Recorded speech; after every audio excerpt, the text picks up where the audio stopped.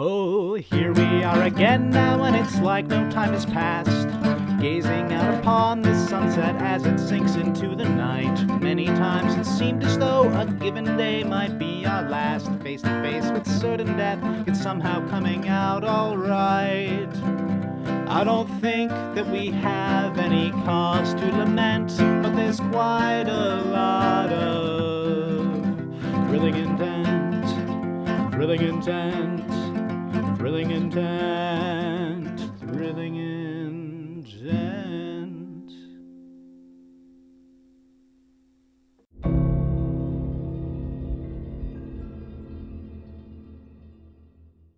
Like I said, if I succeed on containment in a few regards, I am allowed to go home. If I'm not allowed to play a significant part in it, that doesn't count for my scorecard. He steps away in this direction. You all have proven to be tremendously efficient in a way that I find deeply frustrating. So what? Does that mean if things turn badly and for some reason we're cast in a bad light, you're going to fan the flames again? Get me and my friends killed? He hops up and, starts to just walk across the tops of the benches. If you want the earnest answer from me, directly, if it would suit my needs, potentially, absolutely. He hops over. Is that the goal of the church in general? I don't know. He walks and then moves over, like he's hopping from bench to bench, just moving around the outside of the room. The truth is, we gain very little. I gain very little right now from harming you, from killing you, from making your lives more difficult. Well, I should rephrase. He hops and then actually floats to the other side of the room and touches down. I think I could stand to make your lives slightly more difficult, so you slow down slightly and allow me to have a hand in whatever good you're doing. He hops again. Because, like I said, if I don't get a chance to directly assist, I don't get to go home someday. He starts to move off in this direction. But killing you? No. That would be a waste. That would be a waste of an incredibly useful tool for resolving these various anomalies the world over. Would, but the church has done it before. I know it's not your goal to kill us, but I also know if it would help your goal, you'd do it. That's the problem. He folds his hands. So we do understand each other. Boom! He suddenly appears sitting behind the altar. For now, at the very least, all of your existences are very useful to me personally. So, obviously, I'm not going to do anything. And if I can help your journey along, I'll do it. Because at that point, I gain credit for the experience.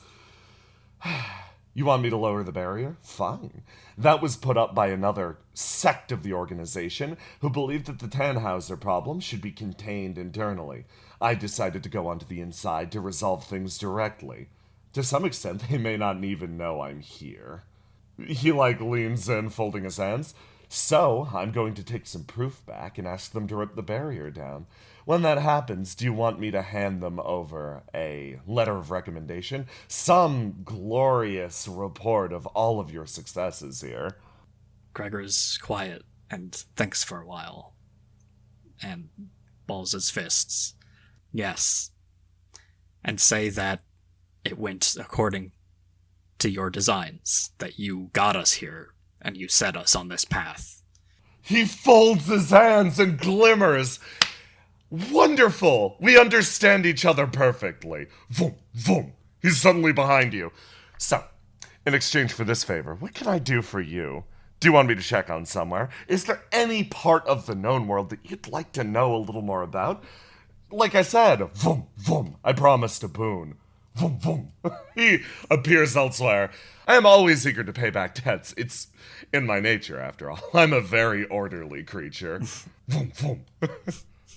Of course, there's plenty I'd like to know about. Why would I ask you? Oh, don't be like that. I always provide accurate answers. It's part of the contract. He, leans in, staring you dead in the eyes. Like I said, I have a deal. I have to be I have to be orderly and proper. Chaos is the business of angels, but order is the business of mortals, he says with a brilliant smile on his face again. Any information I got from you would be less than worthless. So just write your letter, say you helped, and get unbanished or whatever. Go home and leave. Oh, no. He waves a hand. I don't get to go home yet. No. I need to resolve another... He thinks, what is it at this point? 50, 60 anomalies?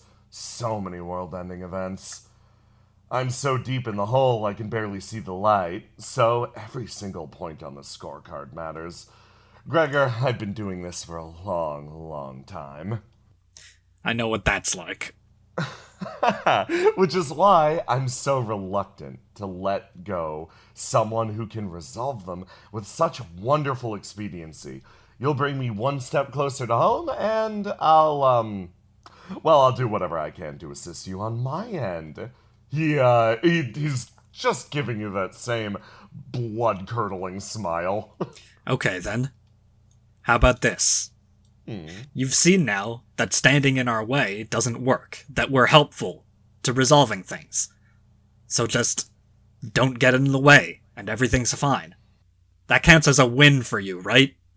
If we go out and save everybody? His expression falls. He looks at you dead seriously. Is that a win for me? Personally, yes, it is. If I don't get in your way, and I take quiet credit for your successes, I can theoretically bill it to my superiors as a success. Will that put you at odds with the church proper, though? He, sort of sweeps his jaw back and forth.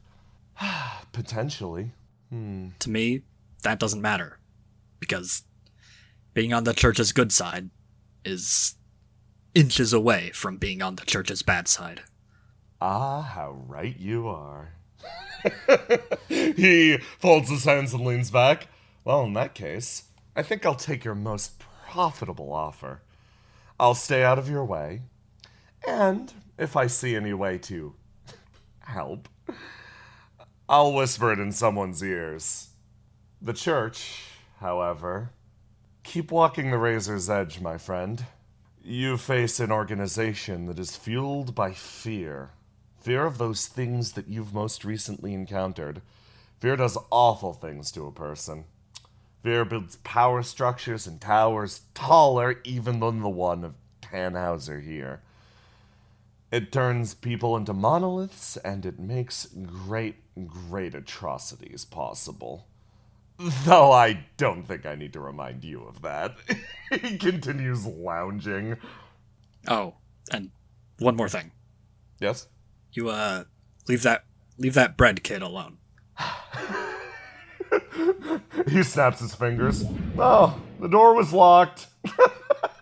Gregor activates his bread brain, knowing that Sam will soon appear, and the second that the shadow begins to squirm and spits Sam out, Gregor fires his glaive out of his hand and throws it right at the weak point of this weird shadow magic. In slow motion, you see him manipulating Shadow while talking. The door cracks open. He was holding it shut with inky, sticky Shadow.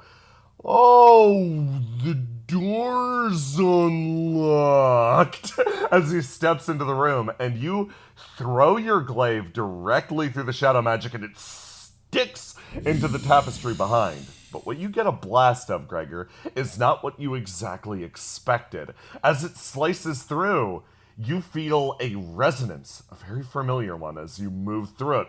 The connections that this magic has, they do exist normally, and particularly what you've been interacting with recently.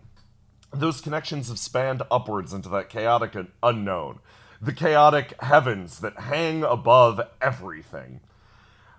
In some cases, when you've sliced magic, the connections exist in this plane, on this level, to people who shape and wield magic as they are. When you slice through Adivian's magic, you see it clear as day. The shadow manipulation was utterly familiar up to you at this point. He was very flagrant with it. All of his motions and movements, you recognize so clearly. These are the same as Marcus, and the second the glaive impacts the orb, you feel the tethers bind downwards to the hells below. This man immediately in front of you is no man at all. This is a demon masquerading as one. He opens and closes his hand repeatedly and is like, "You cut my spell in half." So, we have an agreement then. Asshole. Yes, we have an agreement. Hold on, come here. Sam, take 5. Are you gonna make me fall? No, he cut my magic. No, you need to actually wait in the other room now. Oh, okay. Sam walks back over and closes the door slowly. He leans and he's like, "Yes, we have an agreement. Yes." He holds out a hand. Gregor does not take that hand. Fine, you're not going to take the hand. Not willing to enter into a contract with a demon. No. He relaxes back. Fine, sure, fine. So, my deal's relatively simple. I get to go home. He motions downwards. If I contain enough of these chaotic anomalies up here. He gestures to the area around.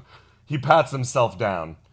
The original High Arbiter Adivian went mysteriously missing a little while ago.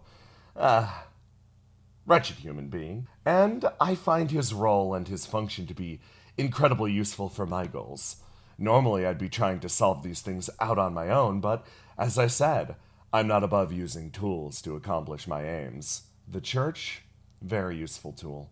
All of that fear pointed towards a single point, wonderful. Problem is they're slow. You guys are faster. Yeah, it's a very good fit for you, isn't it? It suits me fine enough. He sort of shrugs.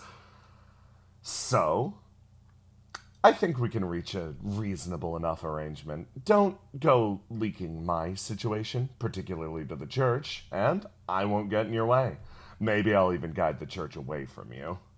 It's strange that this is somehow better than dealing with someone who is just the Grand Arbiter of the church. He blinks and looks at you and is like, "What?" He shrugs, shoulders hang, and he lets out a hoarse laugh. He's like, "This is the part where I'd normally ask, what in the hell is wrong with you? But, I'm not going to question a good thing." His eyes slit open, pupils darting black for a second.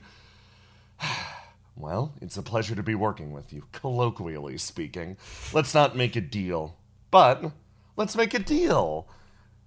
As friends and peers, not as member of the church, demon and adventurer."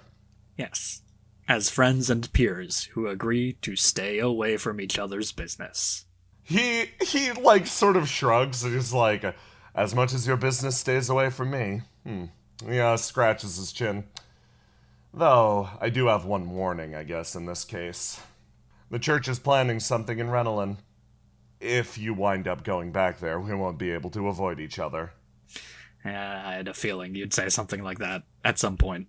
Honestly, we've reached a new point of honesty in our relationship. I felt like I should at the very least clue you in on that. I hope I don't see you there. Keep up the good work! I've got to go see my friends now. Oh, but you're leaving? Yes. Okay, well, here's to hopefully never seeing each other again, etc., etc. What, you don't have any... I feel like you've tried to disengage from this conversation about 5 times at this point, and I'm holding you socially in check. That doesn't work on me. I leave.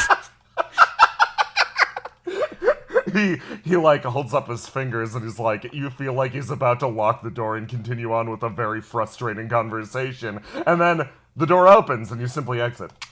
Bastard caught my magic. He hops up, dusts his hands off. He's like, "Well, that was a significantly more profitable exchange than I could have ever expected. Sam, the floor is yours."